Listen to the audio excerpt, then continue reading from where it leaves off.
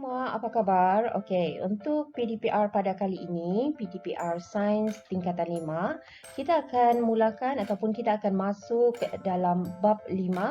Tajuk untuk bab 5 ialah sebatian karbon dan untuk hari ini kita akan mulakan dengan 5.1 iaitu pengenalan sebatian karbon bersama dengan Cikgu Nartini.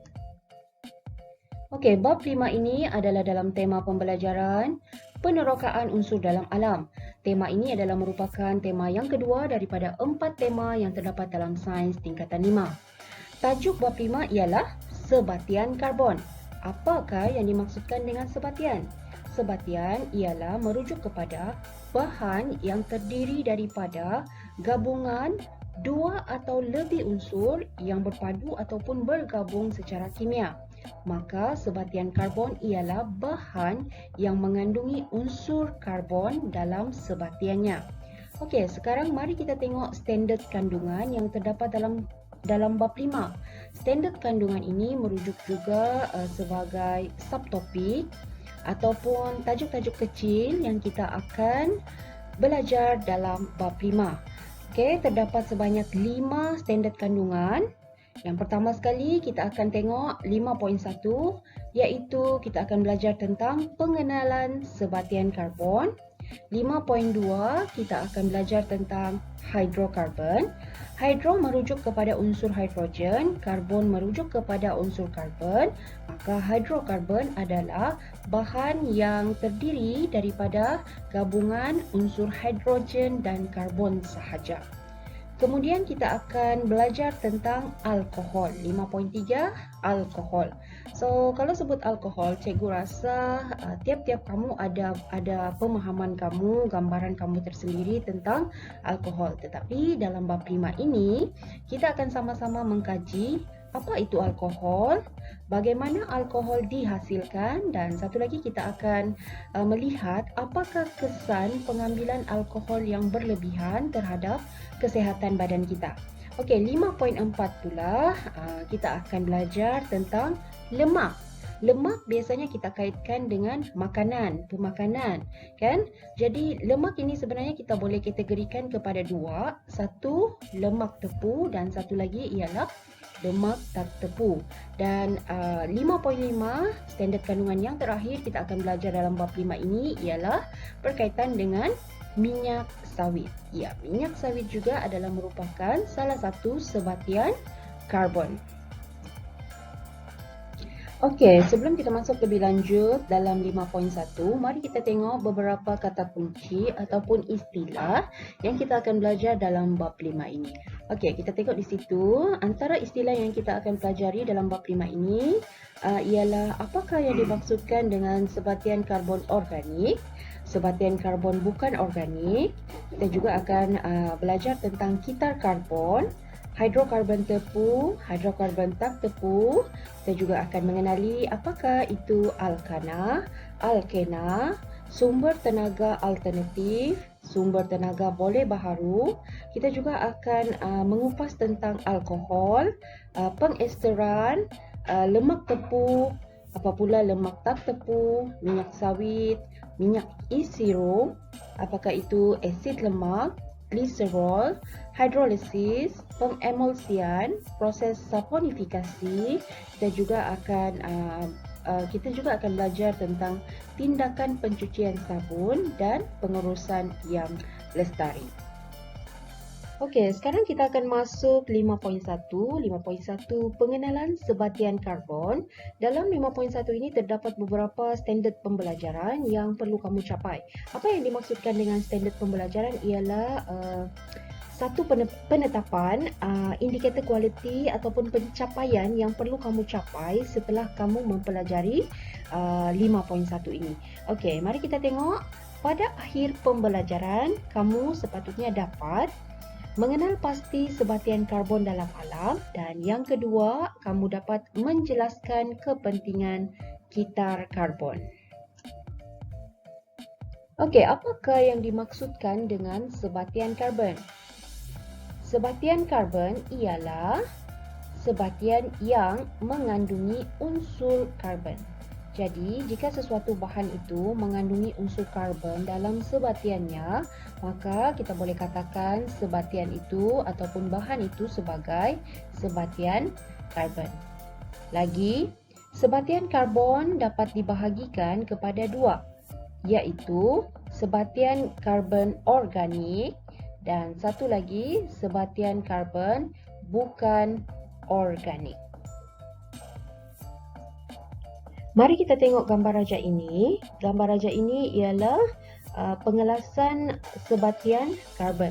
Jadi sebatian karbon boleh dikategorikan kepada dua. Satu sebatian karbon organik dan satu lagi ialah sebatian karbon bukan organik. Okey, kita tengok sebatian karbon organik. Apakah yang dimaksudkan dengan sebatian karbon organik? Sebatian karbon organik ialah sebatian karbon yang berasal daripada benda hidup. Okey, organik berasal daripada benda hidup. Contoh sebatian karbon organik ialah petroleum, sutera. Okey, sutera pun adalah berasal daripada ulat sutera, benda hidup. Ini ulat sutera. Okey, dan juga arang kayu. Arang kayu pun adalah berasal daripada tumbuhan, tumbuhan kayu. Okey, kemudian mari kita tengok sebatian karbon bukan organik merujuk kepada sebatian karbon yang berasal daripada benda bukan hidup. Okey, contohnya seperti batu kapur dan juga karbon dioksida. Dua ni adalah contoh bagi sebatian karbon bukan organik. Sekarang kita masuk kepada kitar karbon. Okay, sebelum ni kamu sudah belajar tentang kitar nitrogen dalam bab 2. Jadi dalam bab 5 ini kita belajar tentang kitar karbon. So, apakah kitar karbon?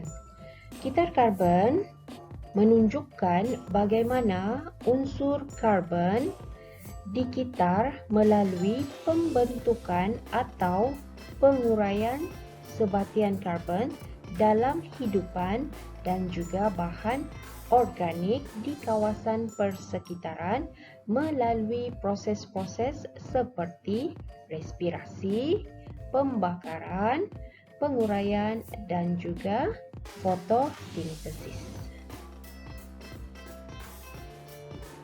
Mari kita kaji gambar rajah 5.2 ini. Gambar rajah ini menunjukkan kitar karbon. Kalau kamu tengok di sini, karbon berada di atmosfera dan wujud sebagai karbon dioksida. Okey. Dan kalau kamu tengok dalam gambar rajah ini terdapatnya dua warna anak panah. Satu warna biru dan satu lagi berwarna merah. Anak panah yang berwarna biru itu adalah menunjukkan proses yang terlibat dalam pengurangan karbon di atmosfera. Dan anak panah yang berwarna merah itu pula adalah proses yang terlibat dalam menambah kandungan karbon di atmosfera. Jadi kita tengok secara ringkas di sini, proses yang mengurangkan kandungan karbon di atmosfera ialah fotosintesis, yang mana tumbuhan hijau akan menggunakan karbon dioksida dalam proses fotosintesis untuk membuat makanannya, membina jirim tumbuhan itu. Dan tumbuhan hijau juga akan menjalankan proses respirasi, yang mana proses respirasi ini akan membebaskan karbon dioksida semula ke atmosfera.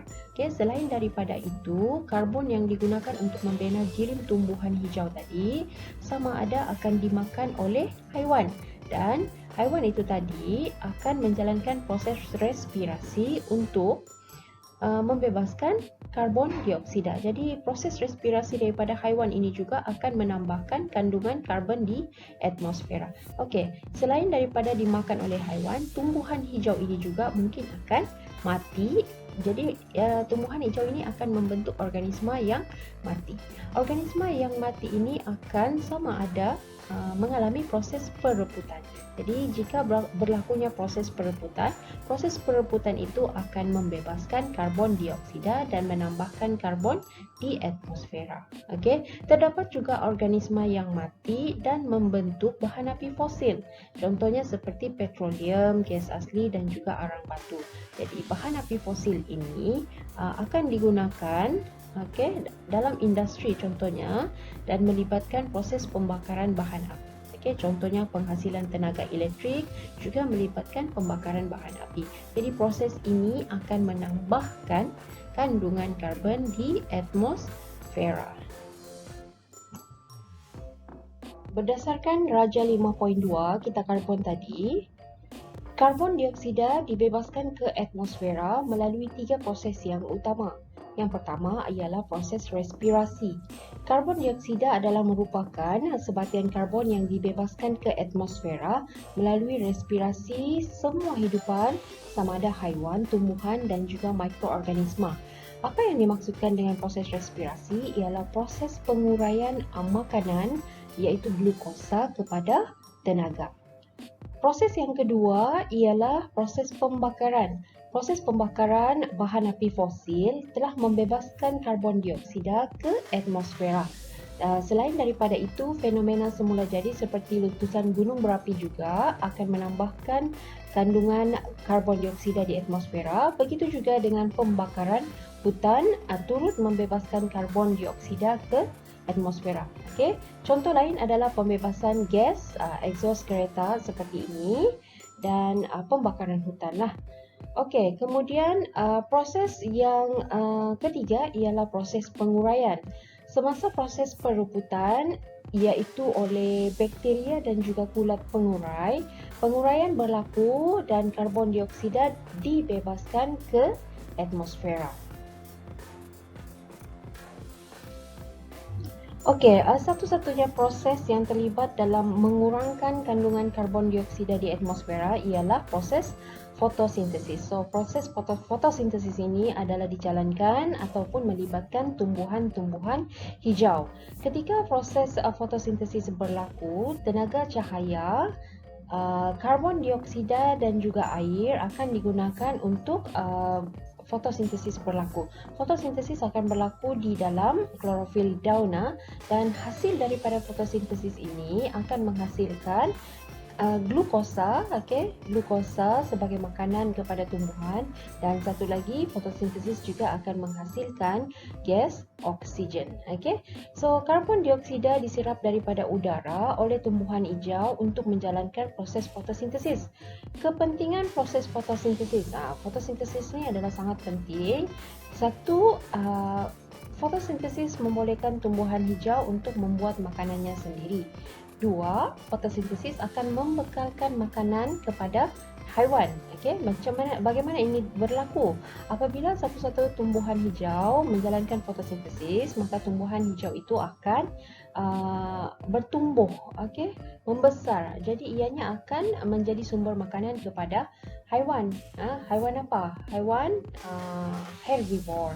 Lagi fotosintesis juga akan menambahkan kandungan oksigen di dalam udara. Sebab kamu tengok di sini oksigen akan dibebaskan apabila fotosintesis berlaku. Selain daripada itu, fotosintesis juga dapat menyingkirkan karbon dioksida yang berlebihan daripada udara untuk mengekalkan kandungan karbon dioksida dalam udara. Kita sudah selesai mempelajari standard kandungan 5.1. Jadi kita sudah kenal apa yang dimaksudkan dengan sebatian karbon dan kita juga sudah mempelajari tentang kitar karbon. Jadi sebelum cikgu akhiri pengajaran dan pembelajaran 5.1 ini, mari kita sama-sama selesaikan praktis formatif 5.1. Untuk siapa-siapa yang sudah membuat soalan ini, kamu boleh semak jawapan kamu. Okey, mari kita tengok soalan nombor 1. Apakah maksud sebatian karbon organik? Sebatian karbon organik merupakan sebatian karbon yang berasal daripada benda hidup. Soalan yang kedua, apakah maksud sebatian karbon bukan organik? Di jawapannya, sebatian karbon bukan organik merupakan sebatian karbon yang berasal daripada benda bukan hidup. Soalan yang ketiga, berikan 2 contoh sebatian karbon bukan organik. Cikgu bagi beberapa contoh di sini. Contoh-contoh sebatian karbon bukan organik adalah seperti karbon dioksida, karbon monoksida, kalsium karbonat, natrium hidrogen karbonat dan kalium sianida dan juga satu lagi karbon disulfida. So ini adalah contoh-contoh bagi sebatian karbon bukan organik. Okey, soalan yang keempat, apakah kitar karbon? Jadi jawapan nombor 4, kitar karbon ialah kitar yang menunjukkan bagaimana unsur karbon dikitar melalui pembentukan atau penguraian sebatian karbon dalam hidupan dan bahan organik di kawasan persekitaran melalui proses-proses seperti respirasi, pembakaran, penguraian dan juga fotosintesis. Okey, now soalan nombor 5. Nyatakan kepentingan kitar karbon. Jawapan. Kepentingan kitar karbon ialah mengekalkan keseimbangan karbon semula jadi dan yang kedua, mengekalkan komposisi karbon dioksida di atmosfera. Okey. Sampai sini, thank you semuanya. Tajuk 5.1, pengenalan sebatian karbon sudah selesai. Untuk yang seterusnya, jangan lupa buat bacaan awal. Tajuk seterusnya ialah 5.2, hidrokarbon.